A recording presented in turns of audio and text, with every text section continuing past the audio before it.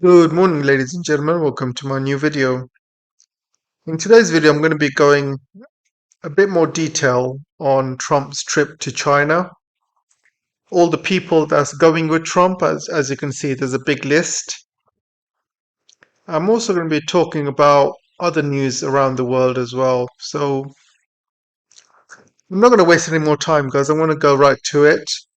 And those of you who are still on the channel, I just want to remind you that I've opened a new channel, so make sure you subscribe to that. I'm doing part one and part two videos at the moment. So part one videos are going to be on this channel. And at the end of part one video, please head over to the new channel, part two, and watch the video there. As always, it really helps if you watch the video from start to end. If you do watch the video from start to end, those are the videos that get pushed out by YouTube. So when you go to my new channel, guys, make sure you watch all the videos. It really helps the watch time. So that channel is not being monetized at the moment. So I need about 5,000 watch time hours for it to be monetized. So make sure you watch all the videos. So without further ado, let's start the show. Don't forget, this is part one of the video. So once this is finished, head over to my new channel for part two. So, has Iran given the most biggest hint yet that if they get attacked again, they may go nuclear? I mean, I believe, guys, I believe that Iran probably already has nuclear weapons. And this is why, Trump has been extremely careful. This probably explains why Trump has been desperate for a deal, especially with the nuclear stuff, because he hasn't been able to destroy it using his bombs. So I think he's getting a lot of intelligence from United States and from Israel and also other countries as well, warning him that because America has not been able to destroy Iran's nuclear weapons program, they are probably building nukes in secret because they are being attacked and they feel it's national security to do so.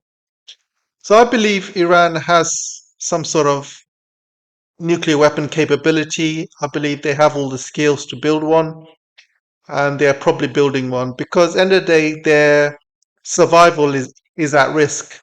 And I believe they probably saw that tweet by Trump saying he's going to destroy Iran civilization and all of that, and those tweets has gone to the leadership in Iran, especially the Ayatollah's son. And I believe he's probably told Iran to build a nuke as soon as possible. So they are doing that behind the scenes. If not, they probably already have. And I think this is why Trump has been not been pushing the war again against Iran because he knows, or somebody has warned him that Iran has already got nukes or is building one. And if America uses a nuke against Iran, we are not sure if that they will use those nukes against Israel. So I don't think Trump will take that chance. Anyway, I saw something else from Aragchi today. However, guys, I still believe that United States and Israel will attack Iran, and they will do it using conventional arms. They still believe that they can beat Iran using conventional weapons. I don't think they will go nuclear because I believe Russia and China and Pakistan have warned Donald Trump and United States and Israel not to use nuclear weapons. Plus, they believe that maybe Iran maybe has them or doesn't have them, or definitely has the capability to have them. So I think for those reasons enough, I think they're not going to use any nukes on Iran. But it doesn't mean they will not attack Iran. They might just carry on attacking Iran using conventional methods. They might send troops to do a ground invasion. So anything can happen, guys. Anything can happen. But I don't believe they will go along the nuke way because we are talking the end of the world here. Arakchi has been speaking and he's put forward 5 proposals to the United States before any talks will take place about nuclear programs. So he said he wants talks to end the war officially, lifting of all the sanctions, unfreezing of 120 billion in Iranian assets, and then there will be partial reopening of the Strait of Hormuz, but obviously tolls will be charged. And also, he also talked about having reparations for Iran and other things as well. So obviously, America is not going to agree to that, and nor will their bosses from Israel. So we'll see what happens, guys. And this is why this trip with Trump going to China is very, very important because he's going to raise the Iran question to the Chinese. And if Trump doesn't get what he wants from China, I believe he will come back to the United States and he will probably start attacking Iran again. Because it's very unlikely China will give Trump what he wants on Iran. It'll probably be absolutely zero. However, China might give Trump some economic handouts. They might buy some more soybeans, for example. They might buy some more Boeing planes, and they might buy some more wheat and oil, gas, for example. So they might do some of those things. But China's not going to be doing anything against Iran because they know, end of the day, this attack on Iran is all because of they basically want to strangle China. First, they went after Panama Canal, then they went after Venezuela, and now they're going after Iran. And before that, they went after Iraq, after Russia. So they're basically trying to strangle China, and they're trying to attack all the countries that are sending oil to China and doing business with China. So they're trying to basically invade them and attack them, and um, and they're doing it one by one, guys.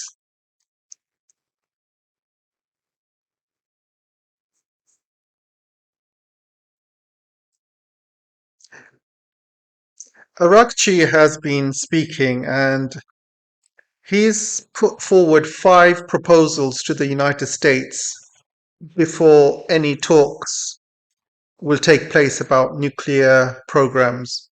So he said he wants talks to end the war officially, lifting of all the sanctions, unfreezing of 120 billion in Iranian assets, and then there will be partial reopening of the Strait of Hormuz, but obviously tolls will be charged. And also, he also talked about having reparations for Iran and other things as well. So obviously, America is not going to agree to that, and nor will their bosses from Israel. So we'll see what happens, guys. And this is why this trip with Trump going to China is very, very important because he's going to raise the Iran question to the Chinese. And if Trump doesn't get what he wants from China, I believe he will come back to the United States and he will probably start attacking Iran again. Because it's very unlikely China will give Trump what he wants on Iran. It'll probably be absolutely zero. However, China might give Trump some economic handouts. They might buy some more soybeans, for example. They might buy some more Boeing planes, and they might buy some more wheat and oil, gas, for example. So they might do some of those things, but China's not going to be doing anything against Iran because they know, end of the day, this attack on Iran is all because of they basically want to strangle China. First, they went after Panama Canal, then they went after Venezuela, and now they're going after Iran. So Trump, as well as China, they're playing a massive chess game at the moment. So it's all part of a big chess game that they're playing. Obviously, America wants to keep its number one GDP, its economy. It wants to keep its dollar strong. It wants to be the sole hegemony of the world. And China is a threat to America economically, militarily. Also, America cannot sanction countries because China will come in and help that country. And America also cannot attack any country now because China will militarily help them as well, provide them satellite data and weapons and things like that. So let me show you some of the chess games that China and United States have been playing at the moment. So they both have the upper hand. So recently, before this trip by Trump into China, he's been playing a lot of games with China. So let's go into some of them. So Facebook tried to buy Manus, and China blocked it. US imposed 3 waves of sanctions against Chinese companies. These are satellite companies, oil refiners, and individual companies involved with Iran oil trade. China ordered Chinese citizens and companies not to comply with US sanctions. Zero sales of NVIDIA H20 sales into China. And then first, these H20 chips were banned by Trump. And because China did not buy any, he decided to sell it to China, but with obviously back doors. And China wasn't having any of it. China invited Iranian Foreign Minister Arakchi to Beijing just a few days before Trump arrives, just to reassure him that don't worry, we're not going to let Iran down. We're not going to, you know, cancel any of our agreements. So don't worry. So just to give some reassurance. Jensen Huang, the leader of Nvidia, is not on the list for the China visit, which was a bit strange, I believe, because all the top companies from United States are going to China. So it's a bit strange why Nvidia is not there. So we'll go into that in a little while. US and 6 nations with 70,000 troops and 10 warships, 100K tons, doing an exercise in the Philippines. China sent 20 warships, 200K tons, and 055 destroyer fired YJ-20 hypersonic anti-ship missile with a range of 2,000 kilometers. So these games were being played in the Philippine coast alongside Japan as well. And again, China came on top. And the reason they came on top is because these games were played, but they didn't try to upset China. They were basically in their own borders, and they finished their war games sooner than expected as well. Trump sent Iran a MOU. Iran responded, and Trump did not like the response. After Iran has responded, China announced Trump's state visit to China. China MFA announced He Lifeng and Besant met on May 12-13 in South Korea, right before Trump's arrival in Beijing. Rumors circulating Putin will visit Xi on May 18th. So you see, guys, this is just an example of some of the chess games that United States and China are playing with each other. Obviously, the timeline goes much further back.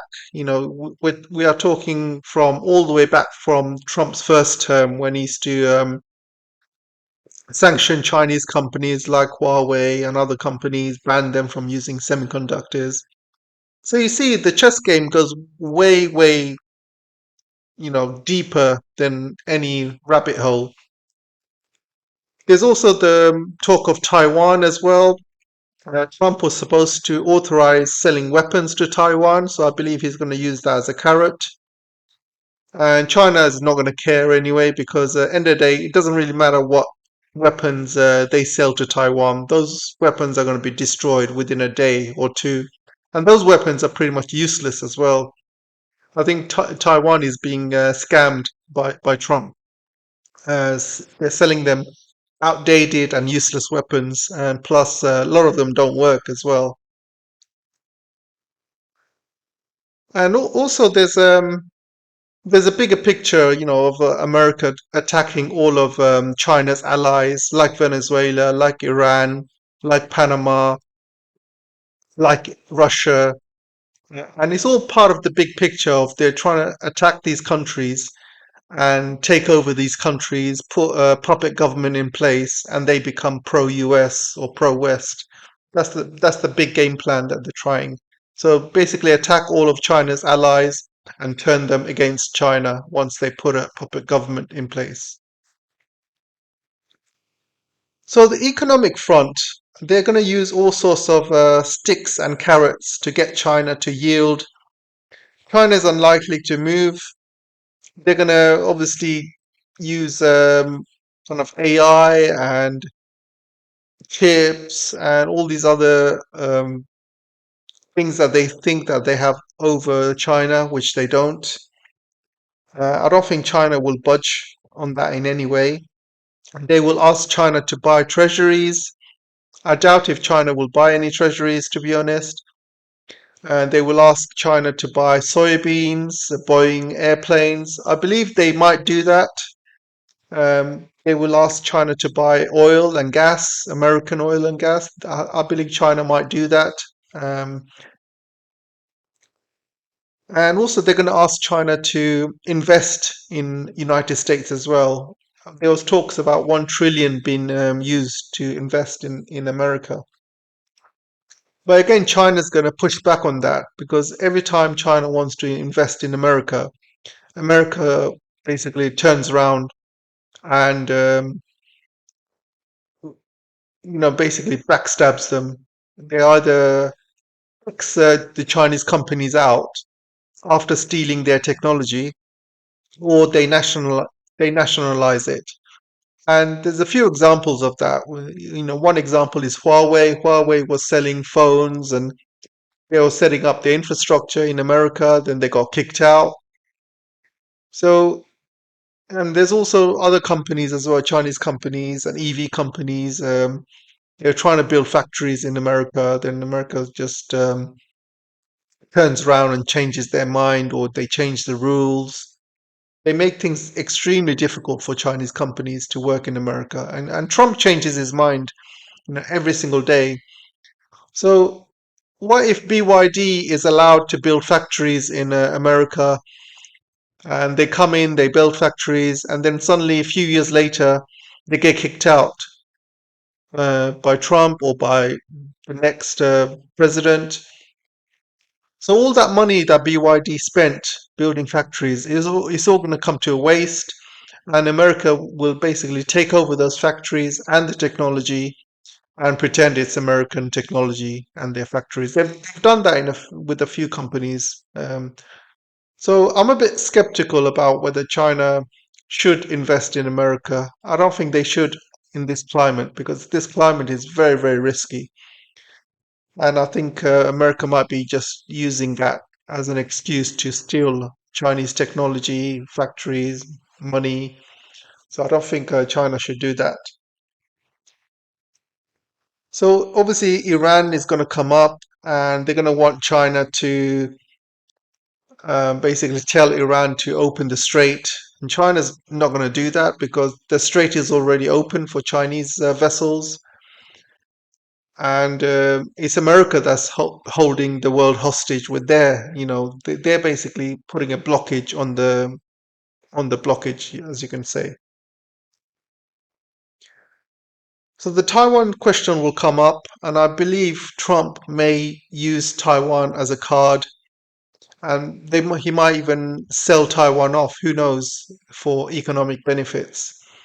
If China can get Trump to not send any weapons to Taiwan, or make a statement saying he agrees to the one China principle, and if he writes something a legally binding document to say, he America won't interfere with peaceful reunification with Taiwan and the mainland.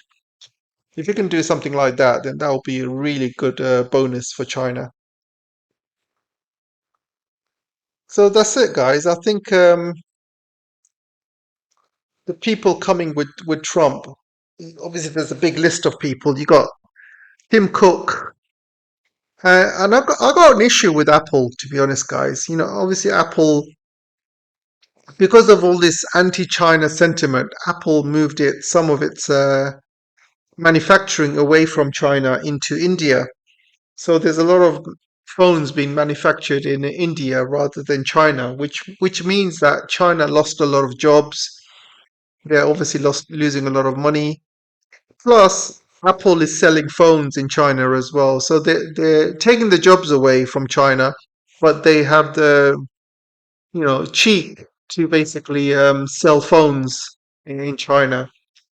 I think there should be a rule that companies, if they want to sell their products in China, they must have all of their manufacturing in China, like 100% of their manufacturing, not in China, not in India, not in other countries where they manufacture the goods. They take away the Chinese jobs, and then they peakily ask to sell their products in China. I mean, I believe China has said no to Indian-made iPhones already. I'm not sure about that. I'll have to check. If anyone knows whether this is true or not, let me know. But I don't think China accepts any iPhones or any products that is made in India. So more of those rules would be very, very helpful. Larry Fink from BlackRock is going to China. Again, this guy should be banned from China because everywhere he goes, this guy destroys countries. As you know, if you remember George Soros destroying Russia, when Russia opened up its economy to the West, George Soros and BlackRock and all these other companies, hedge funds went into Russia, absolutely destroyed the country, stole all the riches and money, and destroyed the economy, destroyed the ruble. China cannot allow this to happen, and this is why they should ban companies like BlackRock investing in China. Blackstone, I think they do like properties and things like that as well. More hedge funds. Boeing is going because Boeing has been losing a lot of market share to Airbus. So obviously they want to go to China and secure some orders. There's Cargill, there's Citibank, which is a bank, Coherent, GE Aerospace, Goldman Sachs. Illumina is, I believe, it's a DNA healthcare pharmaceutical company. You got MasterCard here. I think MasterCard should be banned from China. China doesn't need MasterCard. Yeah, they're happy with WeChat and other things. I don't think MasterCard should be allowed. Meta shouldn't be allowed in China after what Meta pulled. Some of the biggest terrorist attacks that happen in China is because of Meta, and Meta allowed it to happen. So Meta shouldn't be anywhere near China or shouldn't be given any access to China. Micron and Qualcomm are semiconductor companies. Obviously, they do not want to lose the Chinese market. So they are very, very desperate to go there and get China to carry on buying their useless chips, which nobody really wants anymore. You got Elon Musk going with Tesla and SpaceX. I don't think SpaceX should be given any access to China whatsoever. SpaceX is basic, as you can see with SpaceX, it's basically used as a tool for, color revolution and stuff like that. And you can see how SpaceX was used in Iran to push these riots, violent riots. Um, he uses SpaceX also for, military uses as well, because as you can see, SpaceX is used by Ukraine to kill Russian soldiers. So SpaceX shouldn't be allowed anywhere near China or Taiwan for that matter. Visa and MasterCard, obviously, they both go hand in hand. And as you can see, the NVIDIA um, leader is not there in the list. And I believe he's not there in the list because I think he's given up. He's given up trying to sell NVIDIA to China. I think it's a losing battle, and he knows that. And I don't think. And he's been to China many times. He doesn't need to go with Trump. He's been to China on many trips. I think he goes there every single month. And so he's been trying to sell his chips to China, and it's not been working. So anyway, guys, this is it for part one. If you go to part two on my new channel, I'll give you all the links in the description. So just go to the description and just click the links. Thanks for listening, guys, and I'll see you on the next video. Okay, for now.